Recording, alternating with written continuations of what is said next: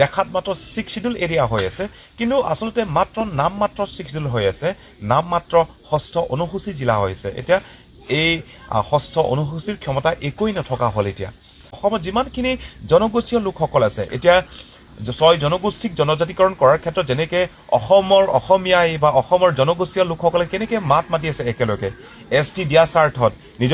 নিজৰ সুৰক্ষাৰ স্বাৰ্থত যেনেকৈ মাত মাতি আছে ঠিক তেনেদৰে আমাৰ কাৰ্বি আংলঙৰ সমস্যা সেই আমাৰ আজি তৃতীয় দিন যেহেতু অন্নক্ষণৰ সম্পূৰ্ণ হোৱা বা সেই গোটেইটো বিষয়টো লৈ পেলাই অসমত বড়ো তিৱা মিচিং নাগা ডিমাচা গোটেইটো আছে যিমানখিনি জনগোষ্ঠীয় লোকসকল আছে এলোক গোটেইখিনি আমাৰ বিষয়টো তেওঁলোকে সৰু এটা এষাৰ হ'লে আপোনালোকৰ মতামতখিনি প্ৰকাশ কৰিব বুলি আশা কৰিছোঁ আৰু এইখিনি ভিডিঅ' পৰাপক্ষত যিমানখিনি আপুনি গোটেই অসমত যাতে এই ভিডিঅ'টো চৰ্চা হয় এই গোটেইটো বিষয়টো চৰ্চা হয় আমাৰ দাবীবোৰ যাতে আপোনালোকৰ মতামতটো লৈ পেলাই আপোনালোকৰো আমাৰ দাবীটো লৈ পেলাই অকণমান যদি আপোনালোকে এটা হেঁচা বা সেইটো লৈ পেলাই আপোনালোকে সহযোগ কৰে হয়তো সেইখিনিত যিমান সোনকালে অসম চৰকাৰে সেইটো লৈ পেলাই আগবাঢ়ে বা এইখিনিত জনগোষ্ঠীয় লোকসকলে একত্ৰিত হৈ পেলাই দেখুৱাই পেলাই কাৰ্বি আংলঙৰ সমস্যা বা কাৰ্বি আংলঙৰ জনগোষ্ঠীয় লোকসকলৰ এই সমস্যাবোৰ যাতে সমাধান হয় সেইটো লৈ পেলাই অসমৰ জনগোষ্ঠীয় লোকসকলে মাত মাতিব তাৰপাছত অসমীয়াই মাত মাতিব বুলি বা সেইখিনি কথাটো উত্থাপন কৰিব আৰু এটা গভীৰতাত এটা যাতে যেতিয়ালৈকে চৰকাৰে সেইটো পদক্ষেপ গ্ৰহণ নকৰে তেতিয়ালৈকে অসমীয়াই বা অসমৰ জনগোষ্ঠীয় লোকসকলে আগবাঢ়ি আহিব আৰু সেইখিনি ক্ষেত্ৰত মাত মাতিব কথাবোৰ উত্থাপন কৰিব আৰু ভিডিঅ'বোৰ শ্বেয়াৰ কৰি পেলাই আমাৰ সহযোগ কৰিব বুলি সেইটো আশা কৰিছোঁ অসমৰ সমস্যা যদিহে কাৰ্বি আংলঙৰ সমস্যা হ'ব পাৰে তেনেহ'লে কাৰ্বি আংলঙৰ সমস্যা সদায় অসমৰ সমস্যা নহয় কিয়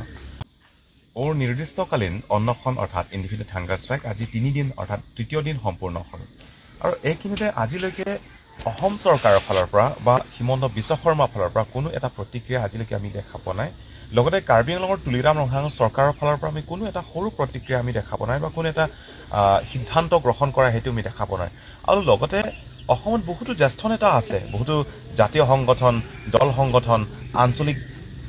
দল বহুতখিনি আছে কিন্তু আজিলৈকে আমি কোনো এটা প্ৰতিক্ৰিয়া বা তেনেকুৱা আমি দেখা পোৱা নাই সেইকাৰণে আমি সদায় কৈ আহি আছোঁ যে অসমৰ সমস্যা যদিহে কাৰ্বি আংলঙৰ সমস্যা হ'ব পাৰে তেনেহ'লে কাৰ্বি আংলঙৰ সমস্যা সদায় অসমৰ সমস্যা নহয় কিয় আমি অসমৰ কাৰণে কি কৰা নাই আমি অসমৰ কাৰণে কোনটো পৰ্যায়লৈকে আমি যোৱা নাই অসম আন্দোলনৰ পৰা আৰম্ভ কৰি পেলাই প্ৰত্যেকটো অসমৰ প্ৰত্যেকটো অৱস্থাত আমি সদায় কাৰ্বি সমাজে আমি থিয় দি আছোঁ এতিয়া কাৰ্বি আংলঙত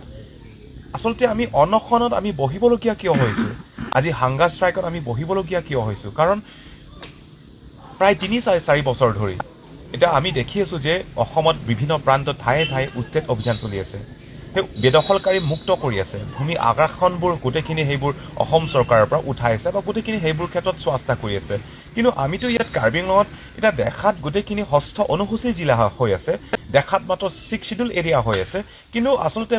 নাম মাত্ৰ 6 শিডিউল হৈ আছে নাম মাত্ৰ ষষ্ঠ অনুসূচী জিলা হৈছে এতিয়া এই ষষ্ঠ অনুসূচীৰ ক্ষমতা একোই নথকা হ'ল এতিয়া তেনেতে আমি এটা কাৰ্বি আংলঙত সেই ভূমি আগ্ৰাসনৰ কাৰণে এটা কেনেকৈ যে আমি কাৰ্বি সমাজে আমি সংখ্যালঘুত পৰিণত হৈছে কেনেকৈ যে কাৰ্বি সমাজে এতিয়া কাৰ্বি সমাজক দমন কৰি ৰাখিছে বহিৰাগত লোকসকলে অনাঅসমীয়া লোকসকলে ইয়াত আহি পেলাই কেনেকৈ যে আমাৰ ওপৰত অত্যাচাৰ কৰি আছে আমাৰ মাটিবোৰ কেনেকৈ জোৰ জবস্তি দখল কৰি আছে আমাৰ সামাজিক অৰ্থনৈতিক আৰু আমাৰ ৰাজনৈতিক গোটেইখিনি অধিকাৰবোৰ কেনেকৈ যে লৈ গৈ আছে সেই গোটেইটো কথা আমি বাৰম্বাৰ 2015 চনৰ পৰা আজিলৈকে আৰু ইতিমধ্যে আমি 3-4 বছৰ ধৰি আমি প্ৰতিবাদ কৰি আছোঁ ৰাজপথ উত্তাল কৰিছোঁ গুলি খাইছোঁ তেজ বোৱাইছোঁ মাৰ খাইছোঁ লাঠিৰ কোব খাইছোঁ বাৰম্বাৰ স্মাৰক পত্ৰ প্ৰদান কৰিছোঁ অসমৰ মুখ্যমন্ত্ৰীৰ পৰা আৰম্ভ কৰি পেলাই অসমৰ বহুতো জ্যেষ্ঠ নেতাসকলক আমি তেওঁলোকক লগ ধৰিছোঁ আলোচনা কৰিছোঁ কথা পাতিছোঁ লগতে আমি দিল্লীলৈকে অৰ্থাৎ গোটেইটো আমি যিমানখিনি অফিচিয়েল বা যিমানখিনি ষ্টেট আৰু চেণ্ট্ৰেল যিটো অথৰিটি আছে এওঁলোকক আমি বাৰম্বাৰ আমি স্মাৰক পত্ৰ প্ৰদান কৰাৰ পাছত ইমানখিনি আন্দোলন কৰাৰ পাছতো জনগোষ্ঠীয় লোকসকলে একত্ৰিত হৈ পেলাই ইমানখিনি মাত মাতাৰ পাছতো আজিলৈকে কোনো এটা সিদ্ধান্ত চৰকাৰে গ্ৰহণ কৰা সেইটো আমি দেখা পোৱা নাই সেইকাৰণে বাধ্যতাত লজ্জিত কথা যে নিজৰ ভূমিত এটা পৃথক সুৰক্ষা দিয়া জিলাত কাৰ্বি আংলং জিলাৰ নিচিনা বা পৃথক ৰাজ্য সংবিধানে আমাক পৃথক সুৰক্ষা দিয়া জিলাতে আজি আমি অন্নক্ষণত আমি বহিবলগীয়া হৈছোঁ প্ৰথমবাৰ বাবে কাৰ্বি আংলঙত অনিৰ্দিষ্টকালীন অন্নখন অৰ্থাৎ ইনডিফিনিট হাংগাৰ ষ্ট্ৰাইক বহিবলগীয়া সেইটো অতিকৈ লজ্জিত কথা আৰু সেইটো দুৰ্ভাগ্যজনক আৰু সেইটো দুখ লগা বিষয় কিন্তু উপায় নাই বাধ্যতা আমি এইখিনি পৰ্যায়ত আমি আহিবলগীয়া হৈছোঁ আৰু তেনেকৈ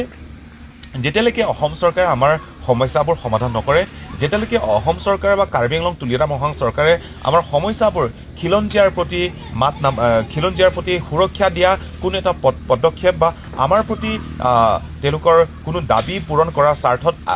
আগ নাবাঢ়ে আমি তেনেকৈ আমাৰ সেই অনিৰ্দিষ্টকালীন অন্নখনটো তেনেকৈ জাৰি হৈ থাকিব ইয়াৰ যদি আমাৰ প্ৰাণ হেৰুৱাবলগীয়া হয় আমি প্ৰাণ হেৰুৱাৰ কাৰণে আমি সাজু হৈ আছোঁ আৰু সেইটোত আৰু এটা কথা